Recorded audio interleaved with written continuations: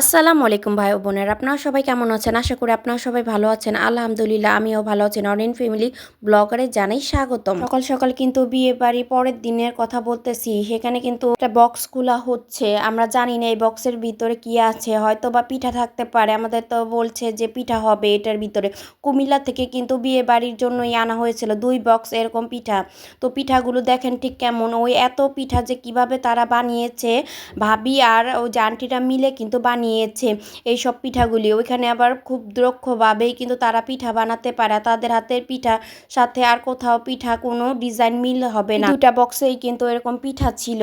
এখানে অনেক ধরনের পিঠাই কিন্তু বানিয়ে নিয়ে আসছে। তো এক বক্স কিন্তু বিয়াইনগো বাড়িতে কিন্তু পাঠানো হয়েছে, আর এই বক্সটা কিন্তু সবাই মিলেই নিবে। আর এখানে কিন্তু 2 বক্স আনার কারণই হলো প্রাপ্তির শ্বশুর বাড়িতে দেওয়া হবে তাই, আর এক বক্স হলো বিয়ে বাড়ির সব লোকজনদের জন্যই কিন্তু এই পিঠাগুলো নিয়ে আসছে। আর এখানে ছিল পাপড় পিঠা, সিরিঞ্জ পিঠা কিংবা কাঁঠাল পাতার পিঠা বলে থাকি আমরা। আর কি আরেকটা পিঠা আমি নামই বলতে পারতেছি না, ওই যে রুটি দিয়ে কিভাবে কেটে জানি বানানো হয়েছে। আর এই যে সব থেকে বড় একটা হলো নকশি পিঠা বানিয়ে নিয়ে আসছে। এগুলো এখন তেলে ভেজে কিন্তু সবাইকে খেতে হবে, তাই এখানে কিন্তু সব ধরনের পিঠাকে আলাদা আলাদা করে কিন্তু এখানে রাখা হচ্ছে।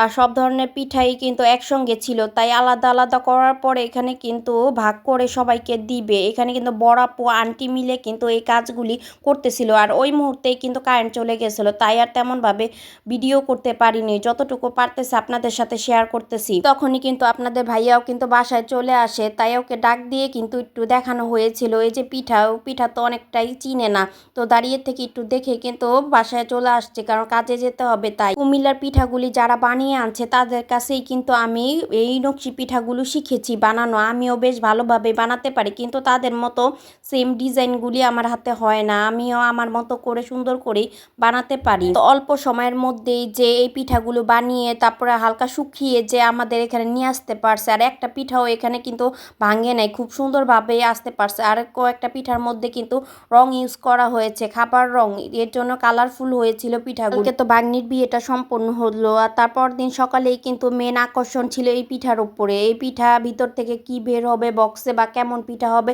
সেটা কিন্তু সবাই হুমড়ি খেয়ে পড়ে দেখতেছিল, আর ভালোও লাগতেছিল। আর আজকে কিন্তু অনেক মেহমান চলে যাবে। এই যে এখানে দেখেন মাছের বাগার মতো কিন্তু এখানে বাগা দিয়েছে, কারণ সবাইকে দেওয়া হবে। তাই যারা এই পিঠাগুলো বানিয়েছে তাদেরকে ধন্যবাদ দিলেও কম হয়ে যাবে, কারণ তারা তাদের দক্ষ হাত দিয়েই কিন্তু এই পিঠাগুলো বানিয়েছে। আর ডিজাইনগুলো খুব সুন্দর হয়েছে, নিখুঁতভাবে বানিয়েছিল এই পিঠাগুলো। অনেক বছর পরে কিন্তু এই পিঠাগুলো তাদের হাতে আমি দেখতেছি, তাই আমার কাছে অনেক খুশি লাগতেছিল। আর আমিও কিন্তু নেড়ে চেড়ে দেখতেছিলাম। আর এখানে সব থেকে বড় পিঠাটাও কিন্তু বেশ ভালো হয়েছে বানানো। আর এইদিকে কিন্তু দেখেন পিঠাগুলোর ডিজাইন আপনাদের সাথে শেয়ার করি। এগুলো হলো নকশি পিঠা, এগুলো কিন্তু ভেজে কিন্তু শিরায় ডুবিয়েও কিন্তু খাওয়া যায়। আর আমি এই মুহূর্তে কিন্তু এই নকশি পিঠাগুলো একটু খেয়ে দেখেছিলাম। নকশি পিঠাগুলো এই মুহূর্তে বেশ ভালোই লাগতেছিল খেতে। তো এদিকে কিন্তু সবারটা সবাইকে বুঝিয়ে দিয়ে দিয়েছে। আর এখানে দেখেন ডিজাইনগুলো কি সুন্দর হয়েছে বানানো।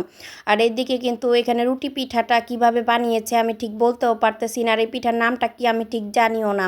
আর সিরিঞ্জ পিঠা তো সবাই বানাতে পারে, কিন্তু তাদের মতো ডিজাইনটা কে দিতে পারে? আমার ভিডিওটা দেখে যদি আপনাদের ভালো লেগে থাকে তাহলে লাইক কমেন্ট শেয়ার করবেন। কিন্তু বিয়ে বাড়ির সব মানুষ কিন্তু চলে যাচ্ছে। এখানে 4টা সেঞ্চি আনা হয়েছিল, সবাইকে বিদায় দিয়ে কিন্তু এখন বাসার দিকে চলে আসতেছিলাম। তো ওই মুহূর্তেই কিন্তু একটু ভিডিও করে নিলাম। আসার অনুষ্ঠানও কিন্তু শেষ। আর এদিকে কিন্তু ডেকোরেশনের লোকজনেরা সবকিছু খুলে নিয়ে যাচ্ছে। প্রায় 4 দিন হয়ে আছে ডেকোরেশন। এদিকে পানচিনির মাছও কিন্তু ফ্রিজে রেখে দিয়েছিল, সকাল সকালে বের করে কিন্তু সবাই হাতে হাতে কেটে নিয়েছিল আর ধুয়ে নিয়েছিল। আর এইদিকে কিন্তু আম্মুকেও দিয়ে গেছে, আম্মু এগুলো কিন্তু রান্না করবে। আর এইদিকে কিন্তু আম্মুর হাতের দিকে আম্মু কিন্তু চিকেন রান্নাটা হয়ে গেছে, আলু দিয়ে চিকেন রান্না করছে। আর তার সাথে ওই সেই রুই মাছ রান্না করেছিল। এখানে রান্না করেছিল সিম দিয়ে, আলু দিয়ে আর বড়ি দিয়ে রান্না করেছিল হালকা ঝোল করে। এভাবে বড়ি দিয়ে রান্না করলে বেশ ভালো লাগে। আর মাছটাও কিন্তু টাটকা ছিল। আর এইদিকে কিন্তু সাদা ভাতও রান্না করে দিয়েছে। আর টেবিলে কিন্তু আম্মু সবাইকে খাবার দিয়ে দিয়েছে। আর এখানে পাতলা ডালও করা হয়েছিল। আম্মুর হাতের ডাল অলওয়েজ ভালো হয়। ভিডিওটা এই পর্যন্তই। পরবর্তী ভিডিও দেখার জন্য সাবস্ক্রাইব করুন। আল্লাহ হাফেজ।